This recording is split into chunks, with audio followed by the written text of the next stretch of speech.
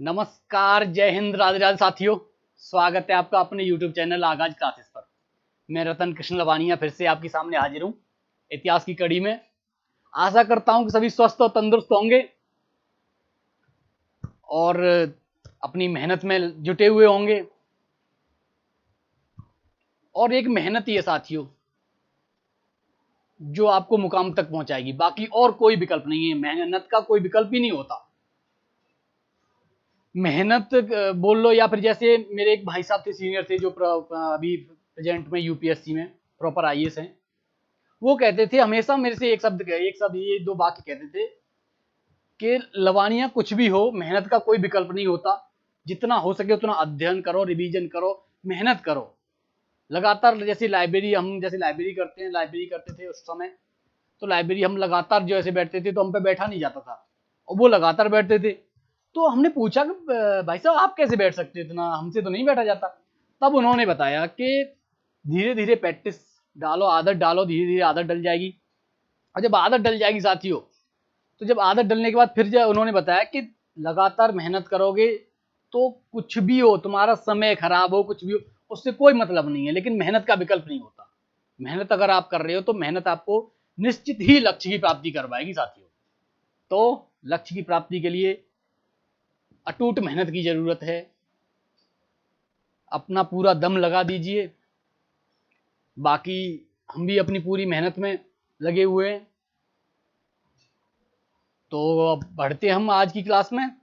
तो कल की क्लास हमारा जैन धर्म में रही थी। परसों की, इससे एक दिन पहले की जो क्लास थी उसमें मैंने जैन धर्म का थोड़ा परिचय करवा दिया था, क्योंकि बौद्ध धर्म के कुछ टॉपिक रह गए थे साथियों। और आज की जैसे कल की क्लास में मैंने थोड़ा जैन धर्म के बारे में, जो जैन संघ के बारे में, जैन धर्म की शिक्षाएं, जैन धर्म के सिद्धांतों के बारे में जैसे साथियों आपको बताया था। उसके बाद जैसे ही अब आज की क्लास में होगा, तो आज की क्लास में जैन धर्म के सिद्धांत जो होता है ना, कि जैन धर्म के सिद्धांतों को 3 भागों में विभाजित किया गया था। तो आज की क्लास में उस पर चर्चा होगी साथियों। तो उसमें 3 भागों में आप देखोगे कि जैन धर्म के सिद्धांतों को एक दार्शनिक सिद्धांत, व्यावहारिक सिद्धांत और आप देखोगे सामाजिक सिद्धांत। तो 3 भागों में जो जैन धर्म के सिद्धांतों को विभाजित किया जाएगा, उनमें भी आप दार्शनिक सिद्धांत में वही जो मैंने आपको करवाया था कि आप कह सकते हो अनीश्वरवाद, अनीश्वरवाद के बाद कर्मवाद, आत्मवाद, ये सब दार्शनिक आ जाएंगे, क्योंकि दार्शनिक चर्चाएं जिस पे होंगी। और आप जैसे निर्माण भी बोल सकते हो कि निर्माण भी दार्शनिक में ही आ जाता है, कि निर्माण की प्राप्ति के लिए तो सब हो रहा था। जितनी तपस्या और जितने अणुव्रत महाव्रत जो बताए थे, सब उसी पे तो चल रहा था। उसके बाद जैसे ही हम देखेंगे तो व्यवहारिक सिद्धांतों में, सिंपल सा व्यवहारिक सिद्धांतों में साथियों क्या आएगा, आप खुद सोचो। व्यवहारिक सिद्धांतों में रहेगा कि पंच महाव्रत और अणुव्रत जो व्रत थे वो एक व्यवहारिक ही तो हो गए, कि आज सम्यक ज्ञान, सम्यक आचरण वाला, ये त्रिरत्न हो गए। इसमें जैसे पंच महाव्रत मैंने बताया था कि अहिंसा, सत्य, अस्तेय, अपरिग्रह, और आप देखोगे ब्रह्मचर्य। जब ये 5 जो महाव्रत थे, उन्हीं में अगर पीछे जो शीर्षक अगर आप कह सकते हो कि अणुव्रत लगा दो पीछे, तो आप देखोगे कि अब कह सकते हैं कि शीर्षक नहीं कह सकते, प्रत्यय कह सकते हैं, क्योंकि उसके पीछे अगर अणुव्रत जोड़ दिया जाए तो वो पंच महा अणुव्रत हो गए। तो इसके बाद आप देखोगे कि जो सामाजिक सिद्धांत है, सामाजिक सिद्धांत में सामाजिकता की आएगा। सामाजिकता के बारे में जो बताया था, तो आप कह रहे हो कि आप कह सकते हो सीधे सीधे साथियों कि जैन धर्म में नारी स्वातंत्रता की बात की गई थी, तो नारी स्वातंत्र ये सिद्धांत आ जाएगा। उसके बाद जैसे ही जिक्र होगा तो उसमें आप कहोगे कि आचार में नग्नता, क्योंकि निर्वस्त्र रहने की, अगर आचार में शुद्धि लानी है तो आपको नग्न निर्वस्त्र रहना पड़ेगा, जो दिगंबर वाला। बाद में ही तो विभाजन हुआ था। ओवरऑल जैन धर्म के अगर सिद्धांत की चर्चा करें तो आचार में नग्नता तो आएगी, क्योंकि निर्वस्त्र रहते थे। उसके बाद जैसे ही साथियों आपको देखोगे तो 18 प्रकार के पापों की भी चर्चा की गई है। 18 पाप, तो पाप भी लिख सकते हो व्यवहारिक, आप कहोगे सामाजिक में। तो अभी आज हम आगे बढ़ते हैं और आज कोशिश करेंगे कि जैन धर्म को पूरे को, जहां तक हो सके पूरे को कवर कर दें। तो आप सीधे सीधे कह सकते हो शुरुआत जैसे करनी हो। 1 मिनट में थोड़ा साइज छोटा कर लूं पेन का। तो अब सीधे सबसे पहले आप हेडिंग डालोगे कि जैन धर्म के सिद्धांत साथियों, सिद्धांत। और जैसे ही जैन धर्म के सिद्धांतों की चर्चा होगी साथियों, तो आप देखोगे कि 3 भागों में इन्हें विभाजित किया जाता है। जब 3 भागों में मैं सिनॉप्सिस बना के आपको करवा रहा हूँ, क्योंकि और आसान, मैं चाहता हूँ कि और इतिहास आपको बिल्कुल आसानी से समझ में आए, इतना आसान कर दूं सिनॉप्सिस बना के, पार्ट में डिवाइड कर करके आपके सामने जो रखा जाएगा तो आपको और आसान लगेगा। तो अगर जैसे 3 भागों में मैंने आपको बताया था कि दार्शनिक, व्यवहारिक और सामाजिक, तो आप सीधे सीधे लिख सकते हो कि यहाँ दार्शनिक वाले एक इसमें कर लो, दार्शनिक, व्यवहारिक और सामाजिक साथियों। जब इन्हें 3 भागों में जो जैन धर्म के सिद्धांतों को विभाजित किया जाएगा साथियों, तो दार्शनिक में मैंने आपको अभी बताया था कि आप कह सकते हो कि अनीश्वरवाद, और अनीश्वरवाद के साथ जैसे ही आप चर्चा करोगे तो आत्मवाद, निर्वाण, तो आप सीधे सीधे ये आपकी समझ में आ ही जाएगा, ये मैंने करवा दिए। उसके बाद जैसे ही व्यवहारिक में आएंगे तो महाव्रत और अणुव्रत, पंच महाव्रत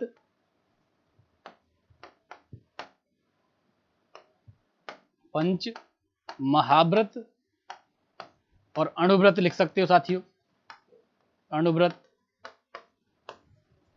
और सामाजिक में मैंने आपको बताया था कि सामाजिक में पाप कर्म भी आ जाते हैं कि पाप की चर्चा की गई थी।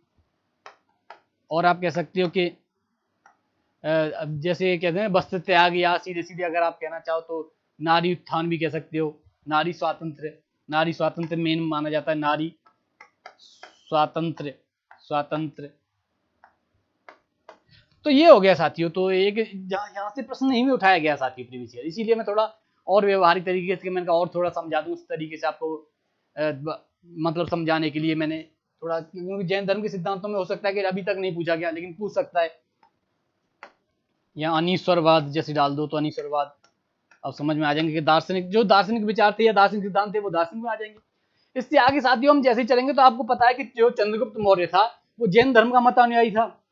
इसीलिए आप देखोगे कि जब स्थूलभद्र, जब अकाल पड़ने के बाद जैसे ही दक्षिण में आप कह सकते हो कि स्थूलभद्र के उसमें आप देखोगे कि जैसे ही स्थूलभद्र का सॉरी भद्रबाहु, क्योंकि दक्षिण में तो भद्रबाहु गए थे ना, हाँ, तो जब भद्रबाहु के नेतृत्व में जब दक्षिण में जैन जो आप कह सकते हो जैन सन्यासियों के जैन संत दक्षिण में प्रवास कर गए, तो उनके साथ चंद्रगुप्त मौर्य भी गया था।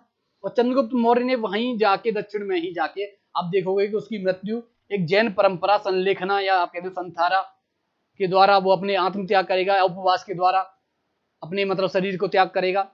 तो उसमें आप देखोगे कि इसी के समय आप देखोगे जो चंद्रगुप्त मौर्य जैसे ही वहां जाएगा तो मौर्य साम्राज्य के समय प्रथम जैन संगीति होगी।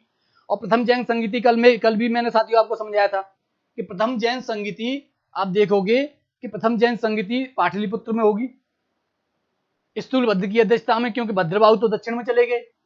और जो आप देखोगे जो प्राचीन ग्रंथ या प्राचीन जो ग्रंथ थे जैन ग्रंथ, उन्हें पूर्व बोला जाता था, 14 पूर्व थे, उनकी जानकारी केवल भद्रबाहु को थी। तो फिर साहित्य और उनकी जैन ग्रंथों की दोबारा संकलन किया गया, उसके लिए फिर प्रथम जैन संगीति हुई। और जब प्रथम जैन संगीति होती है साथियों तो आप देखोगे कि जो स्थूलभद्र हैं वो अलग से 12 अंग का संकलन करेंगे, 12 अंग के बाद फिर 146 जैन ग्रंथों का संकलन होगा। तो जब भद्रबाहु दक्षिण में चले गए तभी तो हुआ बाद में, तो ये आप कह सकते हो कि मौर्य साम्राज्य में ही प्रथम जैन संगीति हुई। और उसी में आप देखोगे कि जब प्रथम जैन संगीति की चर्चा हुई तो आप में जो 12 अंग की चर्चा होती है, संकलन हुआ। उससे नीचे जैसे आप देखोगे तो एक चर्चा होती है कलिंग नरेश खारवेल की, ये भी जैन मतानुयायी थे। और जो कलिंग नरेश खारवेल थे, जो आप देखोगे कि मौर्य साम्राज्य में अशोक का युद्ध होगा कलिंग से, जब कलिंग पर विजय प्राप्त करेगा तो अशोक बौद्ध धर्मानुयायी था। तो जो कलिंग नरेश खारवेल थे वो आप देखोगे कि जो उदयगिरी पहाड़ियां और उदयगिरी और आप कह सकते हो खंडगिरी, इन पहाड़ियों पर जैन भिक्षुओं के लिए बिहार बनवाएंगे रहने के लिए। आप देखो जैसे बिहार और बुद्ध स्तूप तो मैंने आपको बता ही दिया, तो उनके लिए आवास या एक गुफा दान करेंगे, गुफा दान की उस समय परंपरा थी। तो आप देखोगे आजीवकों को भी अलग अलग गुफाएं दान की जाएंगी, कर्ण चौपार, विश्व झोपड़ी, सुदामा, ये सब गुफाएं आजीवक संप्रदाय को दान की जाएंगी। जो जैन धर्म के जो संस्थापक थे महावीर स्वामी, उनके शिष्य थे मक्खलीपुत्र गोसाल, जिन्होंने आजीवक संप्रदाय की साथियों स्थापना की थी। तो इससे आगे हम आप देखोगे तो जो 2 प्रकार की आप कह सकते हो कि 2 जैन संगीतियां हुई। और 2 जैन संगीतियों में आप देखोगे प्रथम जैन संगीति की चर्चा मैंने अभी आपके सामने की कि प्रथम जैन संगीति पाटलिपुत्र में हुई और स्थूलभद्र की अध्यक्षता में, मौर्य साम्राज्य चल रहा था उस समय। और उसमें 12 अंगों का संकलन किया गया, कुल 146 जैन ग्रंथों की चर्चा हुई। तो आप कह सकते हो जैसे संगीति की चर्चा करें, संगीति संगीत, तो आप यहाँ पे दो ही थी, प्रथम और ये द्वितीय। तो प्रथम में साथियों आप सीधे सीधे लिख सकते हो पाटलिपुत्र में, पाटलिपुत्र, और स्थूलभद्र की अध्यक्षता में, स्थूलभद्र की अध्यक्षता में, और साथियों ये भी ध्यान रखो, ये यहां से प्रश्न पूछा गया है कि प्रथम जैन संगीति में कौन से संप्रदाय के शिष्य या किस जैन मुनि के शिष्यों ने या किस जैन मुनि ने उसमें भाग नहीं लिया था। तो आप सीधे सीधे कह सकते हो कि इसमें भद्रबाहु ने इसमें भाग नहीं लिया था, क्योंकि भद्रबाहु दक्षिण में चले गए। आप देखोगे फिर उसके बाद ही तो 12 अंगों की आप कह सकते हो कि 12 अंग, सीधे ये भी लिख सकते हो कि 12 अंग का संकलन, अंगों का संकलन हुआ, और कुल आप कह सकते हो कुल 146 जैन ग्रंथों का, 146 जैन ग्रंथों का संकलन। तो जैसे ही 146 जैन ग्रंथों का संकलन होगा तो आप देखोगे कि इसके बाद ही फिर द्वितीय बौद्ध संगीति होगी। और द्वितीय बौद्ध, अगर टाइम पीरियड वैसे तो नहीं पूछता, अगर टाइम पीरियड भी साथियों अगर आपको लिखना हो तो 322 ईसा पूर्व भी आप कह सकते हो, 300 ईसा पूर्व। तो इसमें टाइम पीरियड भी यहाँ पे लिख सकते हो कि 322 बीसी या फिर 300 बीसी साथियों, 300 बीसी, तो ये आप लिख सकते हो। और जैसे ही द्वितीय बौद्ध संगीति की सारी चर्चा होगी तो आप देखोगे कि द्वितीय बौद्ध संगीति 513, इसका भी टाइम पीरियड में भी, इसमें भी थोड़ा आप मतलब पूर्णतः प्रमाणिक या कह सकते हो कि निष्कर्षता नहीं पहुंच पाए, इसमें भी दो टाइम आते हैं। इसमें 513 ईसा पूर्व आता है, 526 ईसा पूर्व आता है। तो इसमें टाइम पीरियड अगर लिखना हो तो ये भी लिख दो 513 बीसी या 526 बीसी, 26 बीसी में हुई थी। और जैसे ही हम आगे आएंगे तो आप सीधे सीधे लिख सकते हो कि बल्लभी गुजरात में हुई थी, और देवर्धि क्षमा श्रवण की अध्यक्षता में हुई, और कुल 11 अंगों का पुनः संकलन किया गया, या 11 अंगों को, जो संकलन तो पहले 12 अंगों का हो गया, लेकिन 11 अंगों को लिपिबद्ध मतलब लिखा गया। तो सीधे सीधे इसकी यही है कि बल्लभी गुजरात में, जी लिखा, आप समझ में तो आ ही रहा होगा साथियों आपको, जी गुजरात शॉर्ट में थोड़ा लिख दिया है। और देवर्धि क्षमा श्रवण की अध्यक्षता में, अध्यक्ष थी। 11 अंगों को लिपिबद्ध किया गया, 11 अंगों को लिपिबद्ध किया गया साथियों। और जैसे 11 अंगों को लिपिबद्ध किया जाएगा साथियों, बाकी तो मैंने ये सब पीपीटी में भी दे रखा है, अभी आप देखोगे स्लाइड में आपके सामने लेके आऊंगा पीपीटी, उसमें दे रखा है, लेकिन समझाने के लिए कि थोड़ा सिनॉप्सिस से अगर समझाने में थोड़ा आसानी आती है तो आपके ही समझ में साथियों आसानी से आ जाएगा। इससे आगे हम जैसे ही साथियों बढ़ेंगे तो आप देखोगे कि जैन दर्शन के अनुसार जो षष्ठी है वो अस्थायी आप कह शाश्वत है। ये तो मैंने आपको कल करवाई था कि उसकी आप कह सकते हो कि षष्ठी की रचना या पालन पोषण एक सार्वभौमिक विधान के द्वारा होता है, जिसमें आप देखोगे कि जो जैन धर्म है उसमें एक ये दे रखा है स्पेशली, या जैन ग्रंथों में या जैन दर्शन का मेन जो आपको मैं समझाऊं तो आप सीधे सीधे ये समझ सकते हो कि जैन दर्शन में अगर जैन दर्शन की साथियों चर्चा करें तो आप सीधे सीधे कह सकते हो कि जो सृष्टि या संसार की रचना, सृष्टि की रचना एक सार्वभौमिक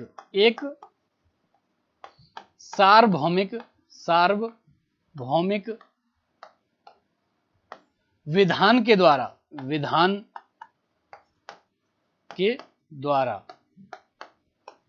हुई है, और इसी के द्वारा इसका पालन पोषण भी हो रहा है जैन धर्म में। इस तरीके से आज समझाया गया है, क्योंकि ईश्वर की कल्पना, ईश्वर को मतलब अनीश्वरवादी ईश्वर को नहीं मानते हैं, ईश्वर की मतलब पूर्णतः ईश्वर को नकारते हैं।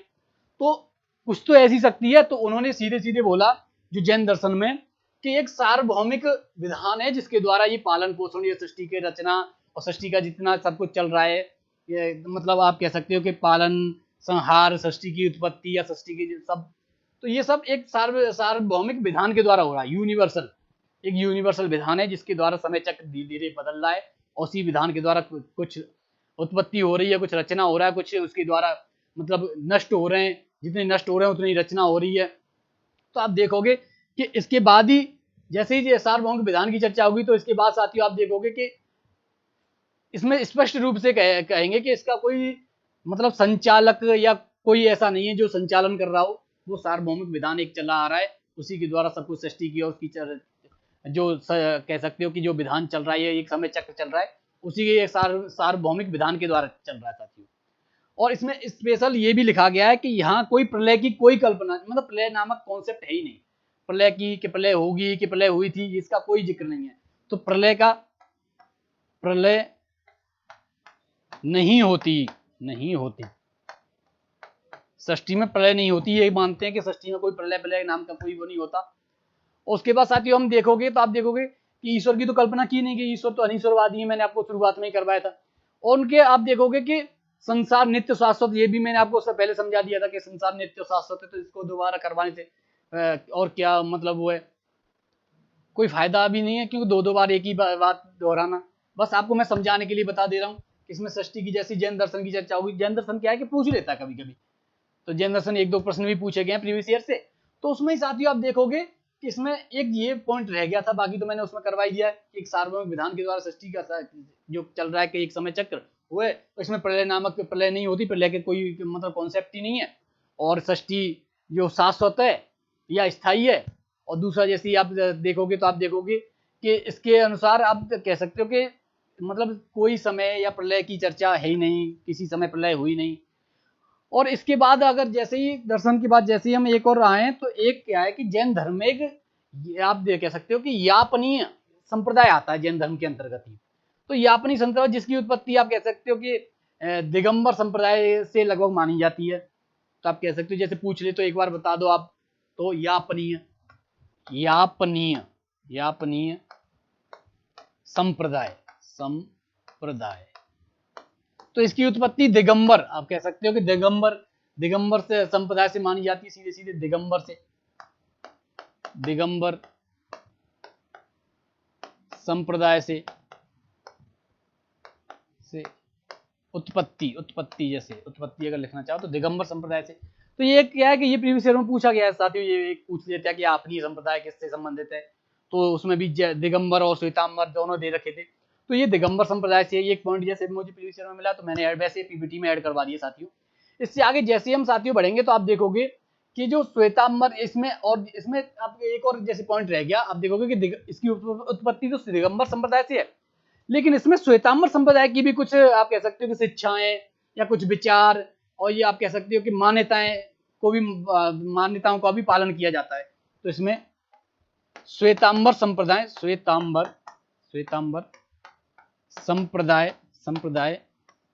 की मान्यताओं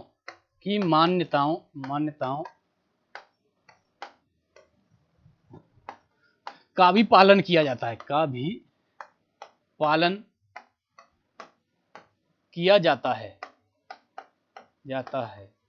तो ये भी एक प्रीवियस ईयर प्रश्न पूछा गया था, तो मैंने आपको साथ ये करवा दिया। इससे आगे जैसे आप देखोगे तो आपको मैंने ये करवा दिया कि 14 पूर्व, सबसे प्राचीनतम 14 पूर्व थे। 14 पूर्वों की अगर सब आप कह सकते हो केवल एक जो जिन्हें ज्ञान था 14 पूर्व का, वो भद्रबाहु थे।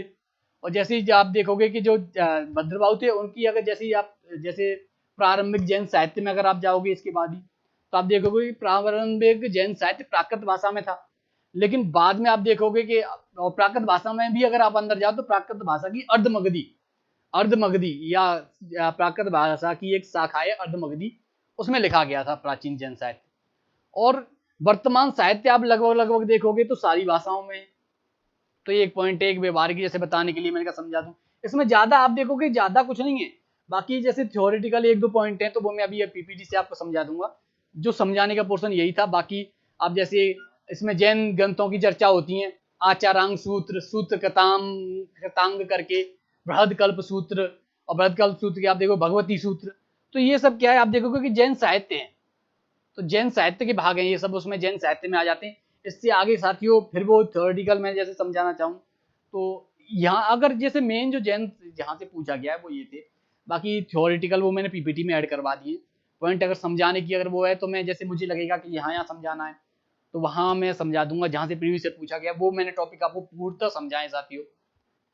और सबसे बड़ी बात है कि मेहनत जरूरी है, और अगर आप मेहनत करोगे तो सिलेक्शन पक्का, मैं बता रहा हूं कि हिस्ट्री का प्रश्न इस बोर्ड से बाहर नहीं जाएगा, नहीं जाएगा, नहीं जाएगा।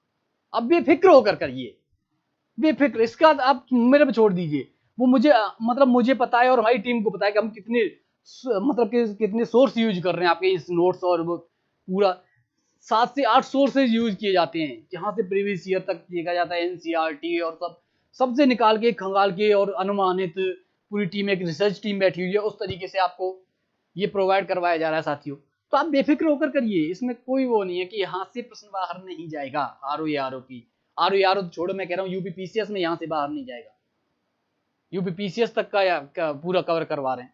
लेकिन जो लग रहा है ना कि यहाँ से आप देखोगे कि जैसे जैन साहित्य में से आगे साथियों हम बढ़ेंगे तो आप देखोगे कि जब जीव कर्म से जैसे 3 वो आती, मैंने अभी बताया था समर, कल मैंने करवाया था आपको कि समर करवाया था। उसके बाद जैसे निर्जरा तो मैंने करवाया था कि जीव का पुराने कर्मों को छोड़ना या त्यागना, वो निर्जरा कहलाती है, कल ही तो मैंने करवाया ये।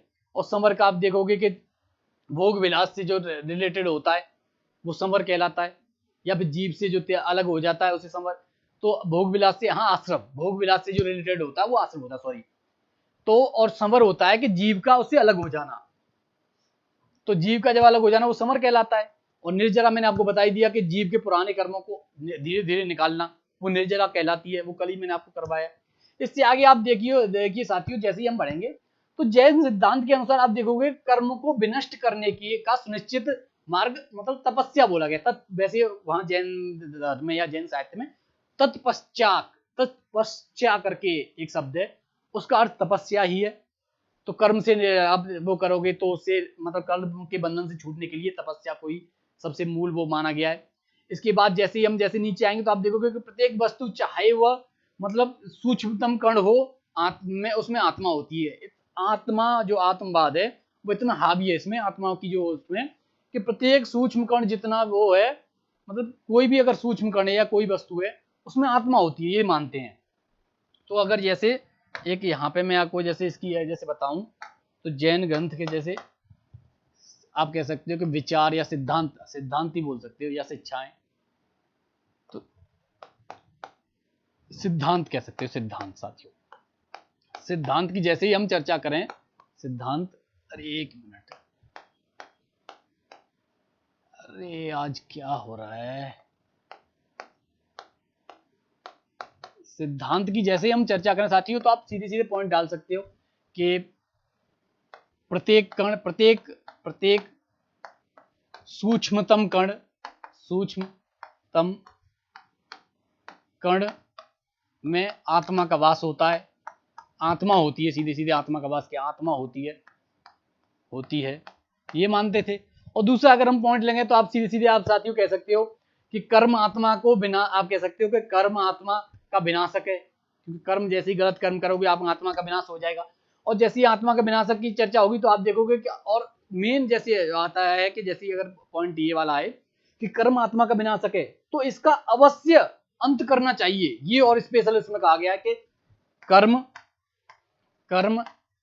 आत्मा का विनाशक है,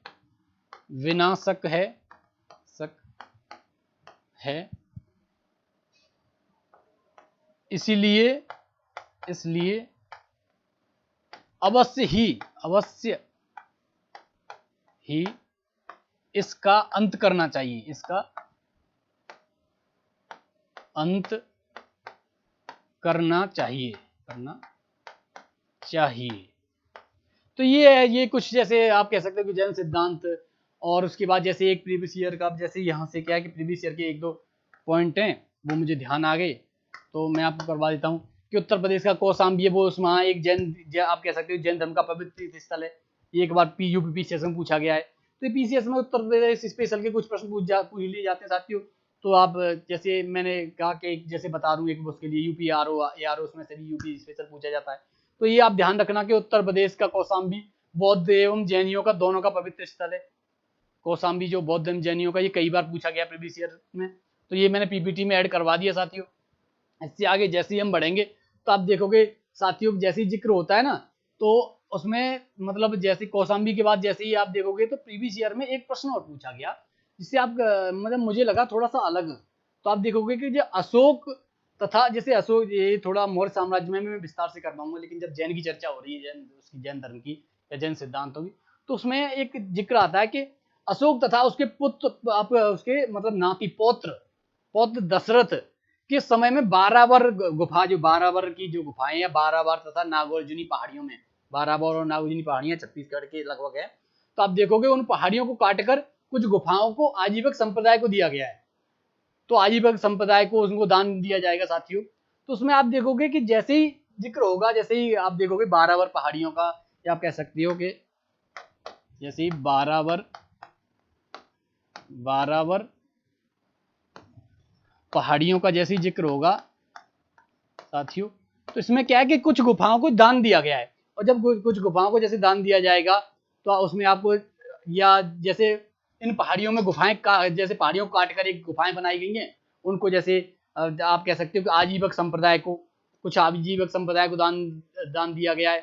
कुछ जैन, जैसे आप देखोगे अजंता एलोरा में जैन और बौद्धों की जो मंदिर या बौद्ध गुफाएं जो मिलती हैं, वो भी किसी शासक के द्वारा ही दान दी गई हैं, शासक के द्वारा बनवाई गई। और जितने भी धर्म थे, जिन धर्मों के विचारों से शासक प्रभावित हुए, उन्हें वो खुश होकर दान दे देते। यही तो होता था। तो जैसे ही आप देखोगे कि जैसे 12 वर की पहाड़ियां और नागार्जुनी पहाड़ियां, तो यहाँ पे नागार्जुनी भी लिख सकते हो कि नागार्जुनी पहाड़ियां, वैसे ये मैंने उसमें पीपीटी में करवा दिया है साथियों ऐड। तो पहाड़ियों या एवं नागार्जुनी,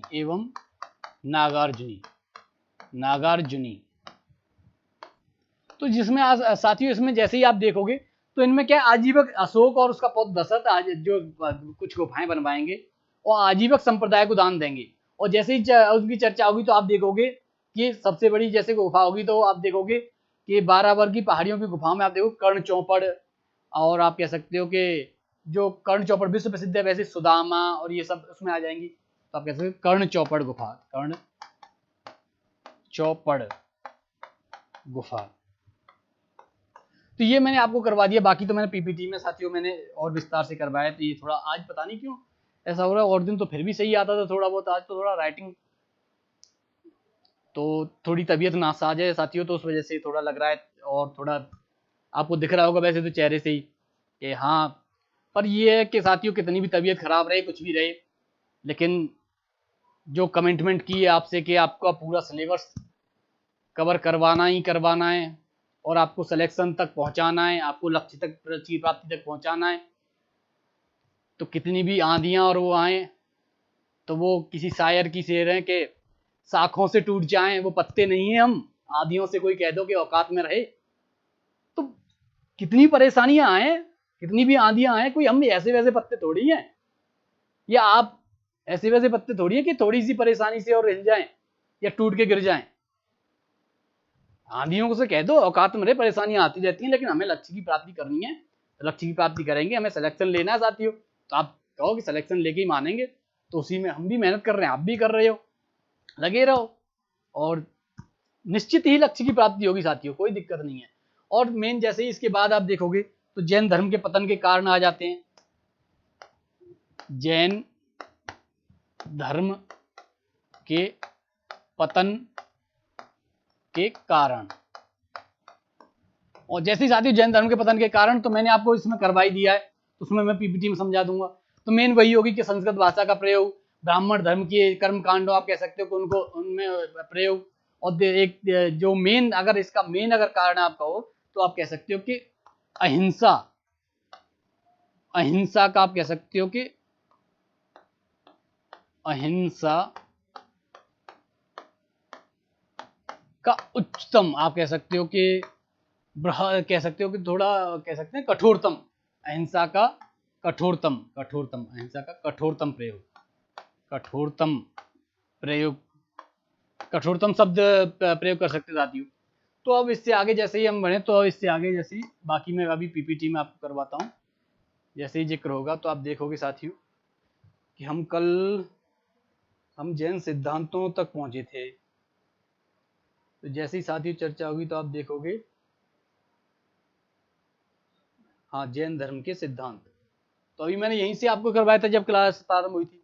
तो जैन धर्म के सिद्धांत, दार्शनिक सिद्धांत आप देखोगे, दार्शनिक सिद्धांत, व्यवहारिक सिद्धांत, सामाजिक सिद्धांत, 3 भागों में विभाजित किया गया।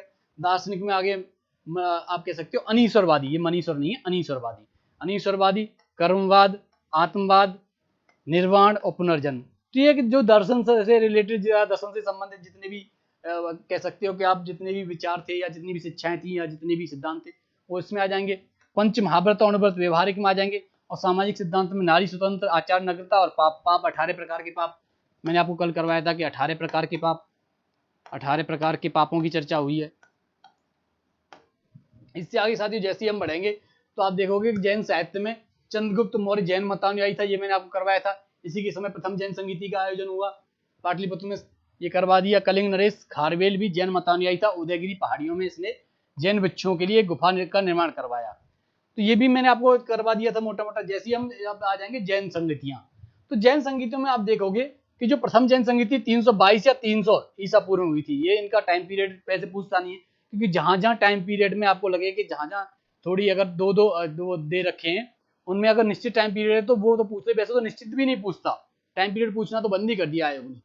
तो उसके बाद जैसे ही आप देखोगे कि पाटलिपुत्र बिहार में हुई थी, मौर्य साम्राज्य की राजधानी में, स्थूलभद्र इसके अध्यक्ष थे।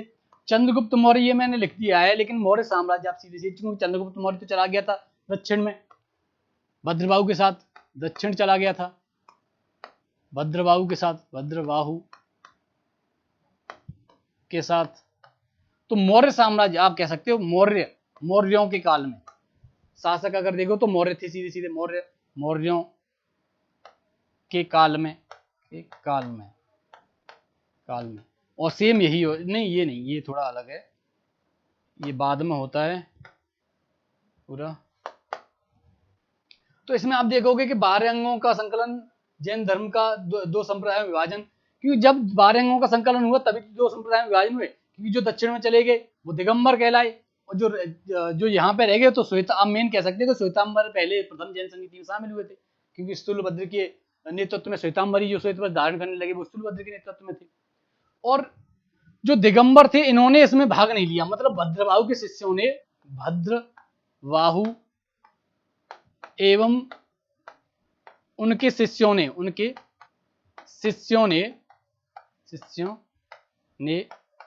इसमें भाग नहीं लिया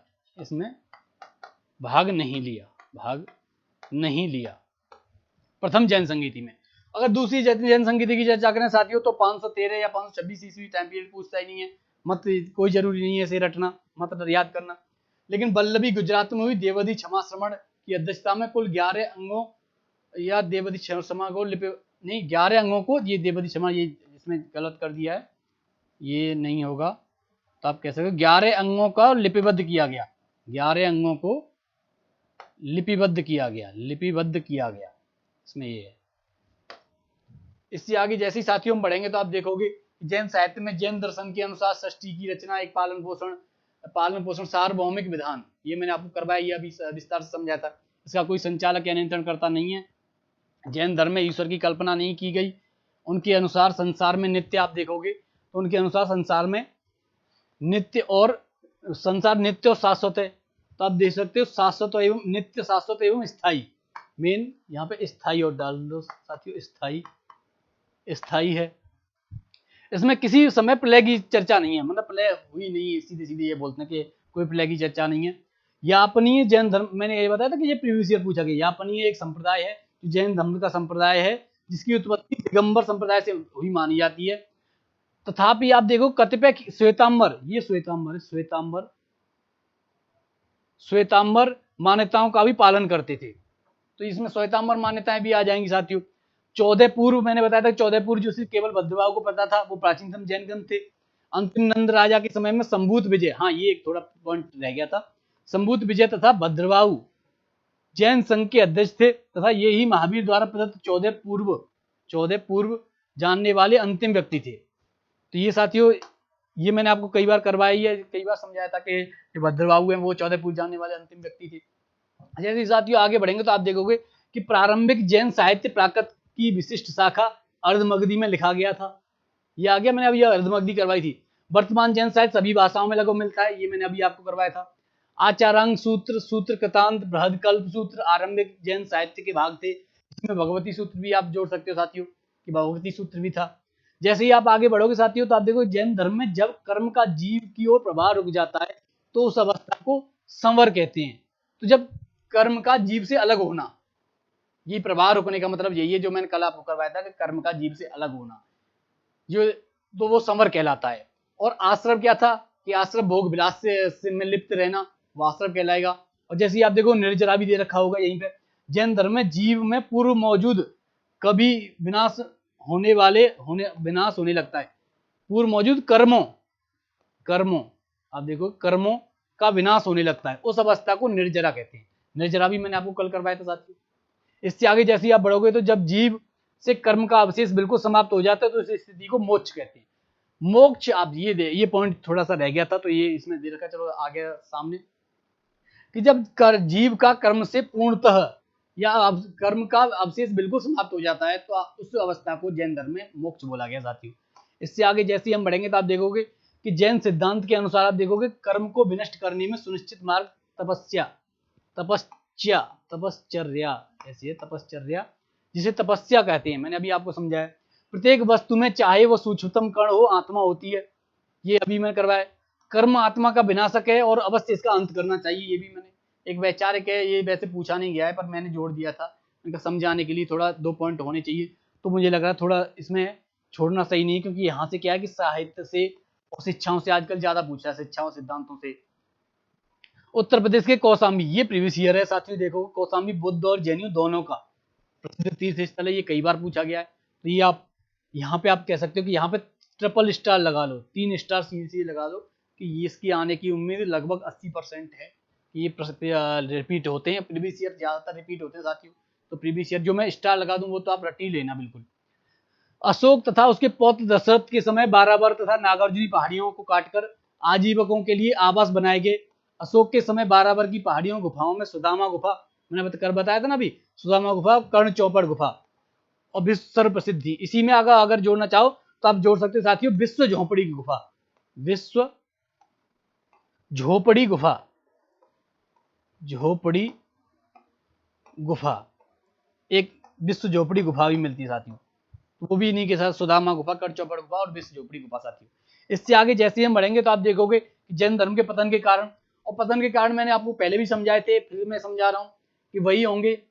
एक तो अहिंसा का कठोरतम रूप, या आप कह सकते हो उच्च स्तर की अहिंसा का प्रयोग आप देखोगे। दूसरा संस्कृत भाषा का प्रयोग हो जाएगा आम जनमानस। तीसरा इसके दर्शन को समझने में दिक्कत होगी, क्योंकि दर्शन के शब्द इतने, दर्शन और सिद्धांत और शिक्षाओं के शब्द ऐसे ऐसे शब्द हैं जिन्हें कल मैं आपको करवा रहा था तो लग रहा था कि यार क्लास बोरिंग हो रही है क्या, तो आपको तो लगी रही होगी कल, और मैं इतनी आसानी से इतने तोड़ तोड़ के छोटे छोटे पार्ट में डिवाइड करके मैंने आपको समझाया था साथियों। तो आम जनमानस की समझ में कैसे आएगा, तो यही आप देखो शासकों का, आप देखोगे कि शासकों का वो नहीं मिलेगा, सानिध्य नहीं मिलेगा, या शासकों का सहयोग नहीं मिलेगा, तो वो ये पतन के कारण हुए। आप देखोगे आत्मा पीड़न, ये आत्मा है, आत्मा आत्मपीड़न, कठोर व्रत रखकर तपस्या पर बल, एक तो ये भी पतन के कारण मान सकते हो। जाति व्यवस्था, जाति व्यवस्था के दर्शन को बनाए रखना, हाँ जाति व्यवस्था के दर्शन को इसने बनाए रखा, ये भी पतन का कारण है। अहिंसा पर अत्यधिक बल, कृषि करने, युद्ध शामिल होने, युद्ध में शामिल न होने से मतलब शामिल होने से मनाई है, न होने नहीं, शामिल होने से मनाई है। आप देखोगे तो कृषि, यहां तक कि अहिंसा का इतना अत्यधिक बल था अहिंसा पर कि आप ये मानते थे कि कृषि करने में भी जो आप देखिए कह सकते हो कि कीड़े या बैक्टीरिया इनके जो नाश होता है या इनका जो वो हत्या, उसे भी अहिंसा माना गया साथियों इस जैन धर्म में। तो कृषि करने पे भी, इसीलिए आप देखोगे कि ज्यादातर जो जैन समाज के लोग हैं वो सब व्यापार से जुड़े हुए, क्योंकि उसमें न कृषि करनी पड़ती। यहाँ तक कि एक मेरे गुरुजी थे, मैं जब आप मेरी शिक्षा आगरा से हुई है साथियों, तो उसमें मैंने तैयारी के फेज में उस समय मैंने एक नाम लेने में मुझे कोई गुरेज नहीं है, कमल जैन सर, उनसे बहुत अच्छे गुरुजी थे, उनसे मैंने इंग्लिश ग्रामर पढ़ी है, तो बहुत अच्छी तरीके से समझाते, उनका समझाने का तरीका और वो बहुत अच्छा था। तो वो बताते थे, जैसे हम पूछते थे कि गुरुजी आपके जैन उसमें क्या, ये सब क्या मतलब कैसे होता है ना, कि किसी दूसरे के बारे में जानने की थोड़ी उत्सुकता, और जब विद्यार्थी फेज में होते हो तो आपको अलग ही एक उत्सुकता, एक जिज्ञासा होती है कि ये पूछें। तो हम उनसे पूछते तो वो बताते थे कि जैन धर्म में यहाँ तक है कि, और उसके बाद फिर हमने यहाँ पर जैसे आप कहते हो कि उसके बाद फिर हमने यूपीएससी की तैयारी में पढ़ा तो जाना कि हाँ वास्तविकता यही है। तो वो बताते थे कि हमारे यहाँ आलू की सब्जी वब्जी भी बहुत कम, जैसे जो जमीन के अंदर जितनी भी सब्जियां बोई जाती हैं उन्हें कम मतलब प्रयोग किया जाता है, या हो सकता है मतलब कि नाम मात्र का ही किया जाता है। जो जैन, जो आप कह सकते हो कि दिगंबर मान लो या श्वेतांबर, मतलब जो मत मानते हो उनमें, तो यही सब तो उस तरीके से अहिंसा पे इतना बल था कि कृषि करने युद्ध में शामिल होने तक भी। इससे आगे साथियों मैंने तो जैन दर्शन अत्यधिक क्लिष्टता क्लिष्टता क्लिष्टता क्लिष्टता होने के कारण इसको समझना आम जनमानस की बस की बात नहीं। तो क्लिष्टता वही है कि हिंदी, क्लिष्ट हिंदी का प्रयोग, जो शब्द हैं आप कहते हो महाव्रत, अणुव्रत, दिग्व्रत, जैसे 3 व्रतों का, जब 3 व्रतों का चर्चा होती है दिग्व्रत, तो ये सब क्या है, भोगोपभोग, तो आम इंसान की समझ में थोड़ी आएगी साथियों ये। इससे आगे जैसे ही बढ़ेंगे तो आप देखोगे कि इनका 2 भागों में विभाजन भी पतन का कारण ही होता है कि कोई एक, जब एकजुट होते हैं, तो इसी से आपको समझना चाहिए कि परिवार से अगर नॉर्मल आपको और समझाऊं, तो परिवार जब संयुक्त होता है तो एक ताकत होती है, और जैसे ही परिवार विघटित हो जाता है, परिवार अलग होता है साथियों, तो उस पर दूसरे दुश्मन हावी हो जाते हैं, जैसे बोलते हैं ना कि दुश्मन जैसे हावी होता है। तो आपको समझाने के लिए एक कॉन्सेप्ट बता रहा हूँ कि परिवार जब संगठित होता है तो एक ताकत बन जाता है या ताकत होती है, और जैसे ही उसमें विभाजन होता है परिवार में, तो उसका पतन हो जाता है। कई ऐसे परिवार हमने, जैसे आपने देखे हुए, और हर किसी के सामने एक उदाहरण होगा, हर गांव में 2-4 ऐसे मिल जाते हैं, हर मतलब गली कूचे में होते हैं कि जिनके परिवार एकजुट था तो बड़ा संगठित था, बड़ी ताकत थी, और जैसे ही उसका विभाजन हुआ तो वो पतन का कारण बनता है। तो विभाजन भी एक पतन का कारण होता है साथियों। बाद में जैन धर्म, आप देखो जैन धर्म का संस्कृत में लिखा जाना, तो संस्कृत कुलीन वर्ग की, सब आप कह सकते कुलीन वर्ग और उच्च वर्ग की भाषा थी, आम जनमानस की समझ में आती नहीं थी। आम जनमानस की तो प्राकृत, अर्धमगधी और बौद्ध धर्म के समय में आप देखो तो पाली भाषा थी। कालांतर में जैन धर्म को शासकों का प्रत्यय का अभाव, जैन धर्म को इतनी जैसे मान्यताएं इस तरीके से थी, जैन धर्म को बाद में आप देखोगे कि शासकों का प्रत्यय भी नहीं मिला बौद्ध धर्म की बराबर। इससे आगे जैसे साथियों हम जाने तो समय के साथ जैन धर्म में ब्राह्मण धर्म की अनेक बातों या संस्कार पद्धति का प्रवेश कर गई, अतः वह भी अपनी विशिष्ट पहचान खो बैठा। तो जब जिस जिस आप सोचोगे साथियों कि जिस धर्म के आप कहते हो ब्राह्मण धर्म, या जिसके विरोध में आप आए थे, उसी को शिक्षाओं को या उसी की बातों को अपने में शामिल करोगे साथियों, तो यही होगा। फिर पतन तो होना, जब फिर आप जनता, जो आम जनमानस है, वो सब सोचेगा फिर इसमें और ब्राह्मण धर्म में फर्क क्या, जो हम पहले से तो वो वापस वही आ रही रहा है, फिर हम इसको अपनाएं क्यों। तो इस तरीके से जनता का मोह भंग हुआ साथियों। इससे आगे जैसे हम बढ़ेंगे तो एक मैंने टॉपिक ये मैंने खुद जुड़वाया साथियों कि बौद्ध धर्म एवं जैन धर्म में समानताएं। तो जब बौद्ध धर्म और जैन धर्म में साथियों समानताओं की चर्चा होगी तो आप देखोगे पहली समानता कि दोनों ही धर्मों के प्रवर्तक राजवंशी परंपरा से थे, कि जो महावीर थे वो भी राजवंशी परंपरा से थे, और बुद्ध थे वो भी राजवंशी परंपरा से थे। दोनों धर्मों का उदय 6वीं शताब्दी ईसा पूर्व की आर्थिक सामाजिक स्थितियों को देखकर या देखा जा सकता है, स्थितियों में देखा जा सकता है, क्योंकि 6वीं शताब्दी में ही परिवर्तन नजर आ रहा था। वहीं जिस तरीके से जो उच्च आप कह सकते हो कि धार्मिक, जो ब्राह्मण धर्म की में जिस तरीके से आप अस्पृश्यता की भावना और जितनी कह सकते हो कि संकीर्णता, आप कह सकते हो कि कठोर, आप कहते हैं सीधी सीधी जातिवाद, वर्ण व्यवस्था और गोत्र व्यवस्था, ये सब का जैसे ही परिवर्तन आया समाज में, तो उस समय 6वीं शताब्दी ईसा पूर्व में ही आर्थिक सामाजिक जो परिवर्तन हुए थे उसी में सामाजिक स्थितियों में देखा जा सकता है। जैसे तीसरे की आप बात करें तो दोनों का उदय ब्राह्मण धर्म या कर्मकांडीय गतिविधियों के विरोध में प्रक्रिया में के रूप में हुआ था। तो यही अभी पतन के कारण मैंने देखा था कि ब्राह्मण धर्म को की शिक्षा को अपने इसमें शामिल करोगे साथियों तो यही होगा, क्योंकि इन्हीं के विरोध में आप आए थे, और इन्हीं को अगर साथियों हम शामिल कर लें तो फिर इसमें अंतर क्या रह गया। आप इससे आगे देखोगे कि दोनों ही ईश्वर को इस सृष्टि का निर्माता नहीं मानते, दोनों ही अनीश्वरवादी हैं, सही है साथियों। और जैसे ही इससे आगे हम देखेंगे साथियों तो आप देखोगे कि दोनों ही पुनर्जन्म के सिद्धांत को वे विश्वास रखते हैं, दोनों में पुनर्जन्म का सिद्धांत शामिल है। दोनों ने लोक भाषा में अपने उपदेश दिए साथियों, और जैसे ही लोक भाषा में उपदेश की चर्चा होगी साथियों तो दोनों ने प्रयोग किए। बाद में चलो पतन का जो कारण बना वो अलग बात है, लेकिन शुरुआत में तो लोक भाषा में दिए थे।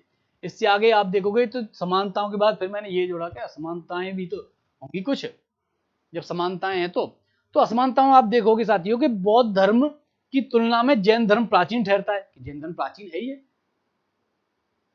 जैन धर्म प्राचीन है, उसमें आप देखोगे तो।